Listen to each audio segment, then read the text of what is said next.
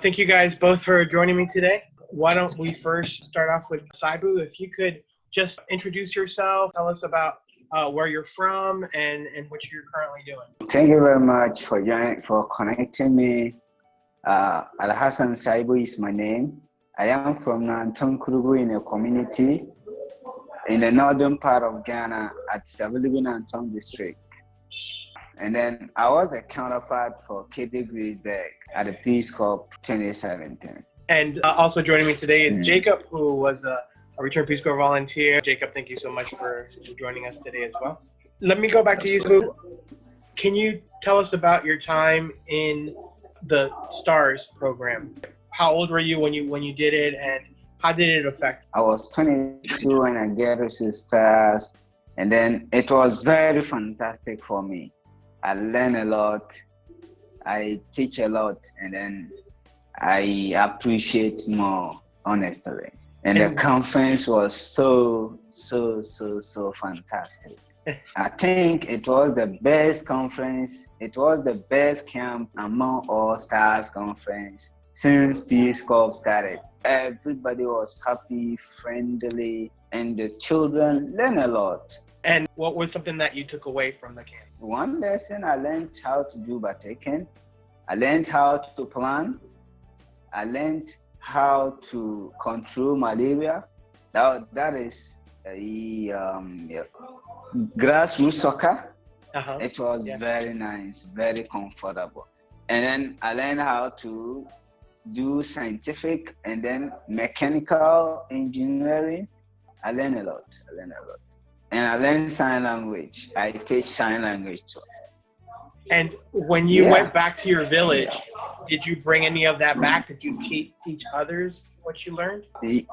Yeah, actually, when I went back to my village, I organized a program called hand washing. So I demonstrate to them how to wash their hands, how to keep themselves hygiene. Then I go on, I learn about how to make popcorn. I organized children, I taught them how to make popcorn to do business for themselves. I think amazing. It was also fantastic. Yeah, absolutely. And especially this day and age with everything going on, hand washing is so important. So that's amazing that you were able to bring that back to your community. Now, you also were in the Globe Row camp, correct? Yeah. And how was that experience? It was so fantastic. I won the best mentor of the Globe Row, so I was very happy at the Globe Row. And how was your experience like there, being a mentor and seeing these younger students, and you can teach them what you learned and seeing their reaction to what you're talking about? They were appreciated on what I was doing. I teach them, I speak to them, I obey to what they want, and they also obey to me. Then we move together friendly. They were like happy about me. They said, oh, they want to be like me. I am a good leader. So I was living in a good leadership style. So they were happy about me. And did these camps help you with your leadership skills? Did you learn anything about being a leader from these camps? It helped me a lot. And I learned a lot about leadership to add it to my leadership skill. So it was very good. And I learned a lot about the Peace Corps. I learned a lot about the leadership skills, the counterparts. They taught me how to live with children and how to live with adults. So I learned a lot. That's a good point that you're making about living with the kids and other people. I know in the Globe Row camps, they talk a lot about gender equality and how a girl can do the things that a boy can do. How did that camp affect you in the way that you look at women? Looking at the gender inequality, what the men can do, the women can also do. One girl called me and told me, she's very confident now. She learned about gender equality, so now she has no fear. She called me, we discussed about it. She told me, oh, at the camp, global camp help her to overcome all these fears, and then she's now okay. She has the confidentiality in her. So Sayibu, I think what you were saying about the girl becoming confident and realizing they are capable of doing these things they want to be doing and doing them is a big part of it. I think also another part of it is why the bro aspect of the camp is on there, with the boys being a part of it. You mentioned the girls' side becoming more empowered. What did you take away? What did some of the boys in your camp, your group, take away to help empower their fellow girl counterparts? Looking at the girl power, I think we need to organize programs for girls' power empowerment to educate them more on gender equality, for them to overcome or to know that what the guy can do, she can also do it. I think we need to organize programs like demonstrations for them, teachings for them to overcome those things. Now, going back to the STARS program, I know one of the things that you do at STARS is you meet so many people from all over Ghana. Can you talk a little bit about how that experience was like for you, meeting students from all over Ghana that maybe you might not have had the chance to meet? Yeah, I was confident, but meeting up so many people increases and makes me more confident to learn from them, and they also learn from me. For me to gain my confidence, I learn a lot of friendship, a lot of styles, a lot of business skills, and then I learned a lot of respect, everything, because I met more people there. So it was fantastic. Is there an example you could give of that, Sayibu? Yeah, it's an example. Because the person may have a lifestyle, or the person may be in having a character which you want to have, but you've not seen it. And assuming, as far as you meet the person and see, you also learn it, and then it will benefit you. So it's kind of like you see somebody that's in your age that is like you being able to achieve these things, and you're like, oh, if they can do it, why can't I? Yeah, you can. If someone is doing something, then you know it is achievable. You've seen it live, so you have to try. You also practice, then you achieve it. But if you don't meet the person, how can you see and practice to achieve it? So meeting them makes you proud, makes you confident to overcome your dreams or to make your dream come true. That's very well said. As a mentor, when you're at these camps, going right to what you were saying about showing how you can accomplish these things for the younger ones to see that, and so that they understand that. Can you talk a little bit about how you do that, how you mentor somebody, especially the younger kids? For how to mentor up, you need to be decent first. You need to dress up for them to see your dressing look neatly. For them to copy up, that's the mentor. For someone to take you as a role model, you need to dress up, dress well, show them respect, work according to, and then play with them. You don't need to be angry with them, shout on them, talk to them kindly for them to know that, oh, if someone did a mistake, oh, this, don't do this.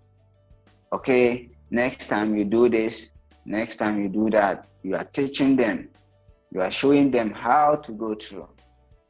But shouting on them, you can't be a good mentor. You need to talk to them politely. You need to dress up, you need to be quick, and you need to answer questions as it is. Yeah. So if you are good, they'll follow up. But if you are bad, they can't. And that makes you a good mentor. I wanted to ask you, if in both of those camps that you went to, is there a lesson or is there something that you did in the camp that has stuck with you? Oh, yes, making the popcorn. Still, as of right now, I'm still making popcorn and I'm making profit on it. It benefits me a lot. I'm still on popcorn business and I'm making it to get profit on it. That's one lesson I learned. And I'm planning to get into the batik. If I get into the batik, I think I'll make profit on it too. So Sayibu, that's great that you learned business and ran with business. Your popcorn business, maybe batik. But I think one of the valuable things is people might not even be aware of the leadership and mentorship that you exhibit and give to the other students there. So you even said you were voted best mentor.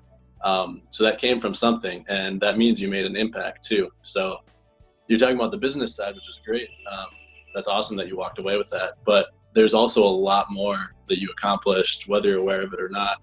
And you say you're still doing the popcorn business to this day. You're probably also still being talked about or still being a mentor to other people who remember, oh, Sayibu demonstrated this during this camp years back. I still remember that, and he was a good leader for this, so I want to employ that in my day-to-day. So I think there's a lot more that you have to be proud of as well, in addition to the business. Yeah, because at the Globe, I learned sign language. When I get to STARS, I started demonstrating sign language. I started teaching sign languages. So it also makes an impact on me. Anywhere I met someone who doesn't speak or the person cannot hear, I used to talk to the person on sign language. That's it. And it also makes an impact on me, and people also learn from me.